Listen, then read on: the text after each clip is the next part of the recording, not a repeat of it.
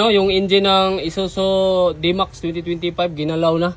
Paano na yung warranty nito ngayon? Wala na, void na yung warranty nito. Void na yung warranty?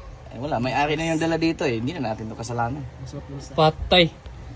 So, binuksan natin yung ano ba pinalitan natin? Ano ba pinalitan dito? Bakit binuksan? Yung ito. Itong fuel pressure pump niya. Ah, pressure pump. Yan, nakabitan na yan ng bago. Oh, bago na yan. Saan yung pinalitan yan? Ito sir.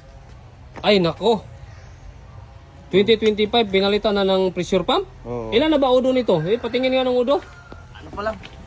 Ilan ba udo nito? Bakit nagpalit na kayo ng ano? Tingnan natin yung udo, be. Bakit nagpalit na ng pressure pump to? Odo check. Oh, nako. 2,529 pa lang yung udo ah. Bakit nagpalit na ng pressure pump? Imposible naman masira yan, sir.